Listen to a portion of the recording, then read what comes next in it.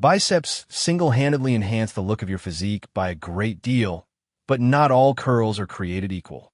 Some give you insane peaks, others waste your time. I tested, researched, and ranked 17 of the most popular bicep exercises based on pure muscle growth. Wonder biceps to actually grow? Watch this before your next arm day. S tier are exercises with maximum growth potential. A tier is a close second. B tier is even less growth potential. C tier are meh. And D tier is complete dog water. Barbell curl. The barbell curl is a no-nonsense mass builder that targets both the long and short head of the biceps with heavy bilateral loading. Performed by standing upright with a barbell gripped shoulder-width apart and curling it up while keeping your elbows pinned in, this move allows for progressive overload like no other curl. With strict form, it hammers the biceps through a solid range of motion and promotes dense, peak-building tension.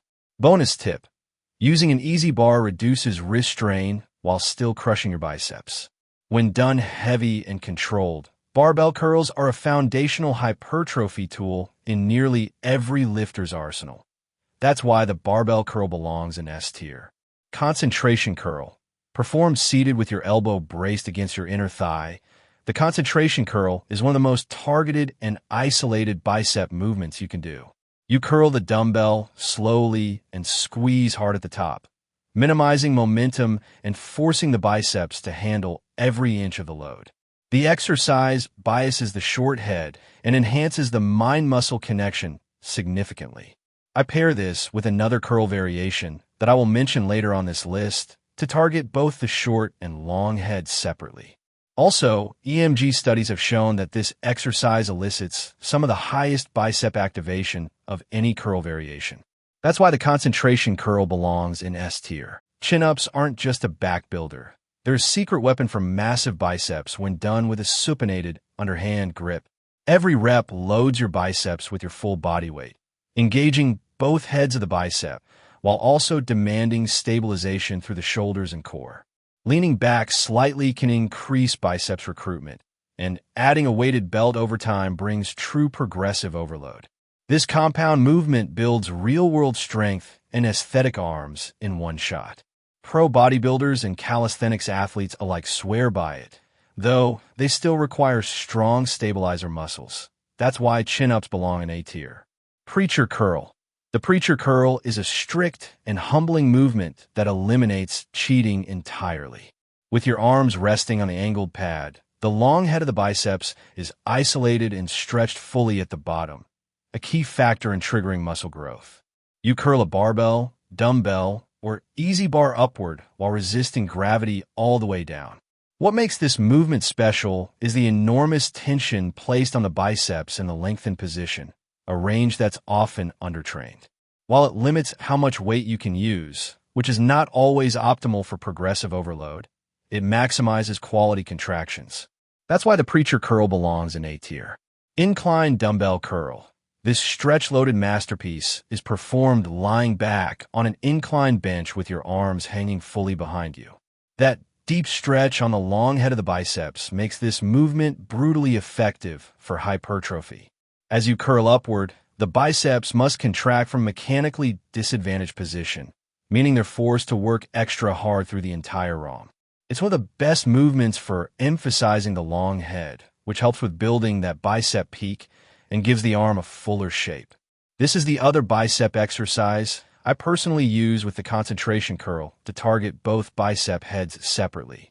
It's challenging, strict, and perfect for growing serious mass. That's why the incline dumbbell curl belongs in S tier. Pause. If you'd like guidance for starting your workout journey or tested and proved ways on how to lose weight easily, check out the link in the description for my website. I have a cut guide, as well as a beginner fitness plan so far. Use code STAYSTRONG for 20% off. I appreciate you guys. Let's continue. Hammer curl. The hammer curl switches things up by using a neutral grip, palms facing each other, which brings the brachialis and brachioradialis into the spotlight, muscles that sit beneath the biceps and contribute to overall arm thickness. To perform it, you simply curl two dumbbells up with a vertical wrist, avoiding any wrist rotation throughout. While this doesn't isolate the biceps brachii as directly as a traditional curl, It builds width and density that visually boosts the entire arm. It's also excellent for grip and elbow health, as it's great for forearms. I personally use hammer curls on my back and biceps days. If you want arms that look powerful from all angles, these belong in your rotation. That's why the hammer curl belongs in B tier. Spider curl. Set up on an inclined bench, facing down, chest supported, with your arms hanging straight toward the floor. Then curl the weight up in strict form. That's the spider curl, a curl variation that eliminates momentum and maximizes peak contraction at the top of the lift. Your shoulders stay locked in place, your biceps stay fully active, and your ego stays checked. This exercise biases the short head, perfect for that full, round bicep appearance. While you can't go heavy here, you can go intense. It's a true isolation move that punishes the biceps in the best way possible, and that's why spider curls belong in A tier. Zottman curl. The Zottman curl combines the best of both worlds. Supinated, palms up, curl on the way up to target the biceps, followed by a pronated, palms down, eccentric to destroy the brachialis and brachioradialis on the way down. Start by curling up like a regular dumbbell curl, then rotate your wrists at the top and lower slowly. This move blends hypertrophy with functionality and arm development that goes beyond just the mere muscles. However, it can feel awkward and you'll likely need to use lighter weights. It's a smart inclusion for variation and arm balance, but not your number one growth tool. That's why Zottman curls belong in B tier. Resistance band curl. When you need a hypertrophy fix on the go, resistance band curls are a decent option, but they're limited. You stand on the band, grip the handles, and curl against the tension. Bands provide ascending resistance, meaning the movement gets harder as you near the top, which does create a decent stimulus in the shortened position. But you'll miss out on the stretch and consistent tension throughout. While they're good for blood flow, warm-ups, or finishers, they lack the loading capacity and mechanical tension needed for serious size. That's why resistance band curls belong in D tier. Cheat curl. The cheat curl is a love it or hate it movement, and it all comes down to intentional form breaking. By using a little body English, swinging the bar up with momentum, you overload the biceps in the eccentric, lowering phase, which is powerful for growth when used smartly. Done wrong? It's a mess. Done right? It's an advanced technique for overloading with heavy weight and emphasizing the negative. Think of it as a finisher after strict curls, not a primary movement. It's not for beginners, but used with control, it has serious potential. That's why the cheat curl belongs in B tier. Standing cable curl. The standing cable curl is a staple in many hypertrophy programs for a reason: constant tension.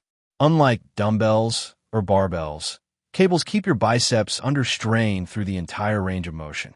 You can curl with a straight bar, easy bar, rope, or even single arm attachments.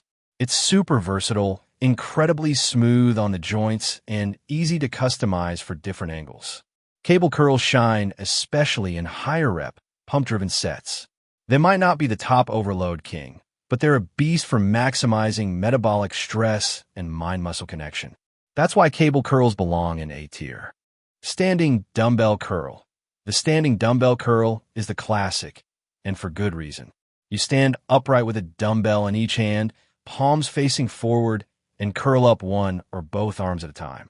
It targets the entire biceps brachii and allows for great range of motion, unilateral correction, no strength imbalances, and simple progressive overload. You can curl both arms simultaneously or alternate them for more control. This movement is ultra versatile, allowing you to tweak tempo, add pauses, or go heavy. It doesn't isolate the muscle quite as deeply as preacher or incline curls, but it's the bread and butter for long-term growth. That's why standing dumbbell curls belong in A tier. Seated dumbbell curl. What's the difference between standing and seated curls? A lot more than you'd think. Seated dumbbell curls eliminate most of the momentum and force your biceps to work harder from strict, upright position. With your back pressed against the bench, you can better lock in the form, focus on contraction, and avoid using your hips or shoulders to cheat. This means better isolation and more tension where you want it. It's a slightly stricter variation of the standing version and allows for full bicep activation in both heads. Though not as flashy, it's effective and reliable. That's why seated dumbbell curls belong in A tier. Drag curl. The drag curl is a lesser-known but devastatingly effective curl that shifts the mechanics to emphasize the long head of the biceps. Performed by pulling a barbell or easy bar upward while keeping it close to your body, dragging it along your torso. This movement minimizes shoulder involvement and alters the strength curve so the biceps remain under tension in the contracted position. You won't be able to lift as heavy, but you'll feel an insane squeeze at the top. The long head's role in giving your biceps that tall peak makes this one a hypertrophy gem. That's why the drag curl belongs in A tier. Crossbody curl, across the chest hammer curl, the crossbody curl, sometimes called a diagonal or across the chest hammer curl, brings the dumbbell up across your body toward your opposite shoulder. This variation places more emphasis on the brachialis and brachioradialis, helping you build that thick, meaty look on the outer arm. It's great for overall arm development and a solid alternative to regular hammer curls. But because it shifts focus slightly away from the biceps brachii, it doesn't deliver peak stimulation for the main showpiece. Still, it's a fantastic accessory move. That's why crossbody curls belong in B tier. 21s. Barbell or easy bar 21s are a brutal, pump-inducing technique that involves doing 7 reps in the bottom half of a curl, 7 reps in the top half, and 7 full-range reps, all in a row.